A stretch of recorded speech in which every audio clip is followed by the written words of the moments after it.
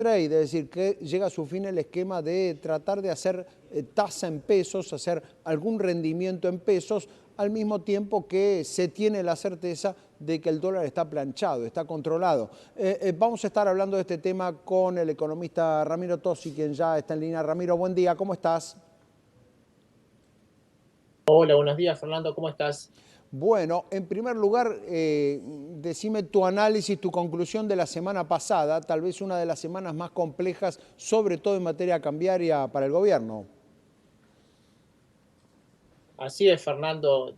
Se sumaron, si querés, la ansiedad del mercado por conocer justamente los detalles del acuerdo técnico y sobre todo lo que vos estabas planteando en la introducción, qué es lo que va a cambiar del régimen cambiario, con algo, si querés, de impericia, podría decir uno, en la propia comunicación que hizo el gobierno, ¿no? Porque la verdad que las entrevistas que tuvo Ujú. el ministro de Economía, lejos de llevar tranquilidad al mercado, ¿no? Trajo todavía más volatilidad y más ansiedad, y eso se reflejó en dos variables clave, Fernando. Uno, la que más estamos monitoreando los economistas semana a semana, y lo venimos hablando acá en todos los lunes, que es la dinámica de las reservas. Nuevamente, el Banco Central fue vendedor neto durante toda la semana pasada llegó a los 1.000 millones y las Ujú. reservas perforaron el piso de los 27.000 millones de dólares. Hay que irse a febrero del 2024 para encontrar un nivel de reservas internacionales tan bajo, ¿no? Entonces, eso le costó, si querés, al gobierno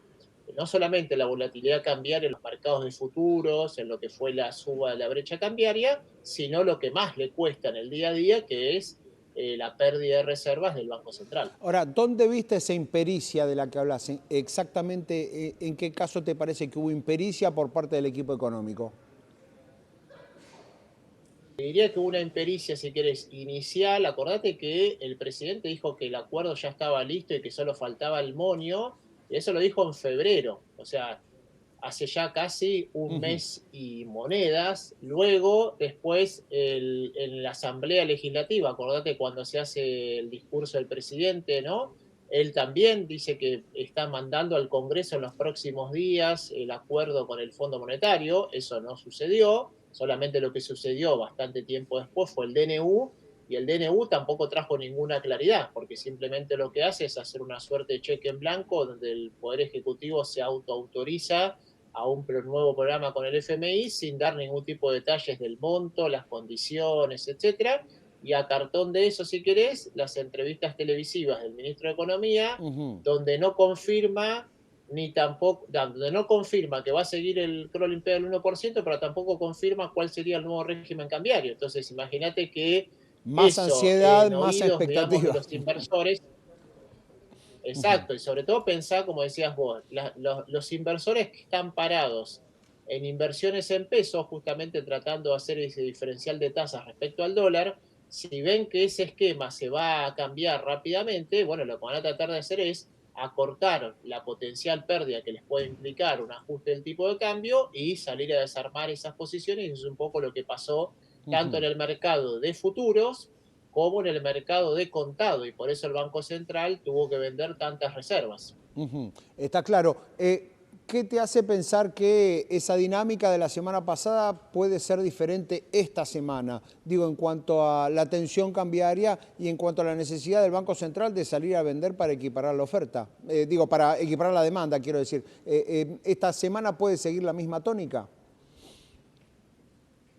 Bueno, obviamente que el gobierno lo que va a apostar es a instalar, como decías vos, la idea de que ahora sí, definitivamente el acuerdo está cerca. Entonces seguramente el jueves de esta semana varios de tus colegas van a atormentar a la vocera del fondo, Julie Kosak, para saber justamente en la conferencia de prensa Ujú. que hace la vocera del fondo, bueno, qué es lo que discutió informalmente el directorio del FMI y cuándo finalmente está lo que está esperando, digamos, buena parte del mercado, que es como si querés la primera señal de que efectivamente, ¿no? Como Ujú. el cuento del perro y el lobo, ahora sí viene el Claro. lobo, que es el acuerdo a nivel del staff técnico. Ese Bien. es un paso formal que tiene que dar el FMI, donde ya habilita que en un plazo no mayor a 3 semanas típicamente, ya se haga una discusión formal en el directorio y se dé justamente la aprobación formal, y entonces conozcamos ahí No, está claro, los pero digo, pero detalles allí, más. Ramiro, ya sabríamos hasta el último detalle si tenemos ese documento. Digo, ya sabríamos con mucha precisión qué es lo que se propone.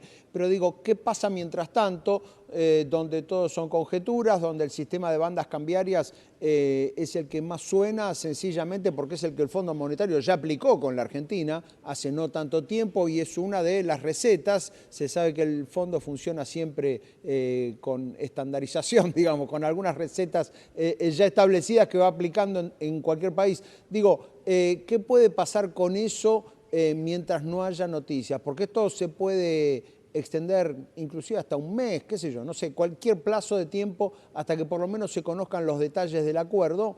Digo, ¿qué puede pasar con las reservas y sobre todo qué puede pasar con la liquidación de dólares de los exportadores justo ahora que comienza el segundo trimestre del año, que se supone que es el que trae mayor cantidad de dólares?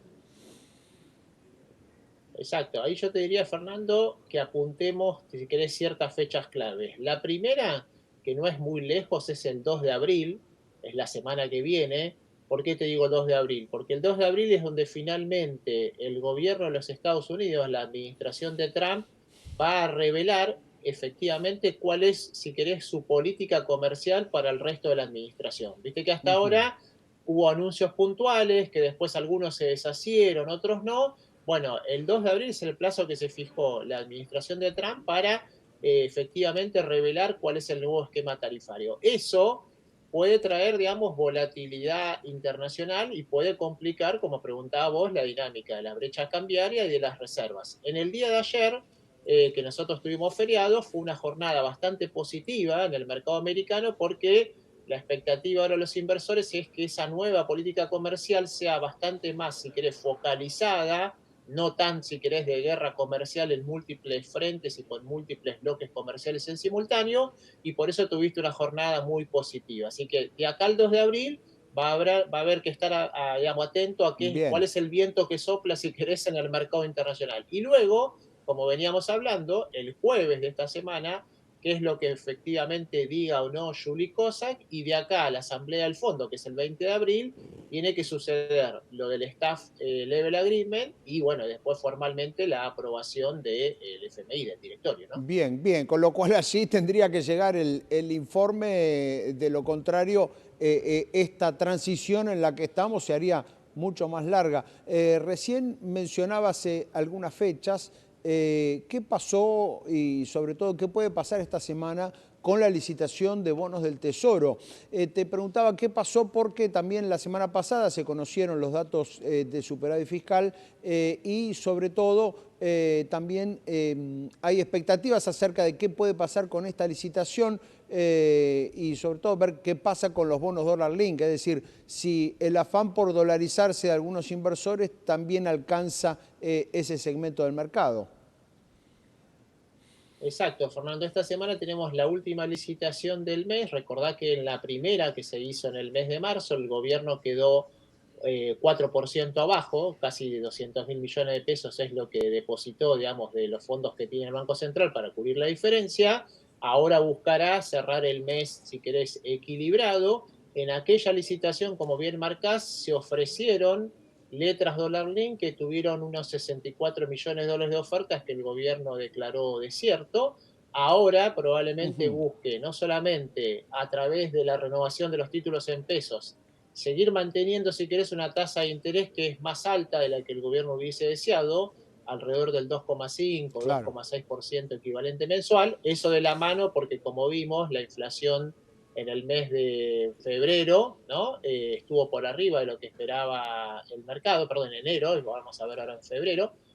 Con lo cual, ahí te diría que el gobierno va a seguir con una política de seguramente emitir títulos a corto plazo, esperando que agarrar, si querés, luego en un par de meses la baja de la inflación por debajo del 2%, que ahora se espera para mayo, y ahí, bueno, ahí sí, ya con el acuerdo en la calle, intentar hacer una política financiera, si querés, un poco más razonable en términos de los títulos que va a emitir y el plazo, sobre todo los títulos que emite, y veremos, hoy vamos a conocer el anuncio, si en esta vez, como vos decís, se incluye nuevamente los títulos dólar link, ¿no? Que en aquel momento eran para enero del año que viene. Bueno, vamos a ver si se mantiene, digamos, ese plazo o el gobierno, ¿no? Da alguna señal en ese sentido y acorta el Claro. plazo de esas letras o se mantiene en enero del 2026. Bien, dato importante, ¿no? Dato importante porque hay que ver qué reacción tiene el mercado y sobre todo hay que ver qué hace el gobierno con ese tema, un gobierno que se jactó hasta hace poco de la escasa demanda que tenían esos bonos dólar link. Bueno, vamos a ver si ahora ocurre lo mismo. Por último, Ramiro, ¿qué pasó con los datos del superávit comercial que también apareció en la semana pasada? Datos relevantes porque también marca qué viene ocurriendo con el ingreso de dólares y sobre todo con la expectativa por ese 2 de abril, con la expectativa por saber qué va a definir finalmente el gobierno de Donald Trump acerca de los aranceles y cuánto de eso le va a pegar a la Argentina.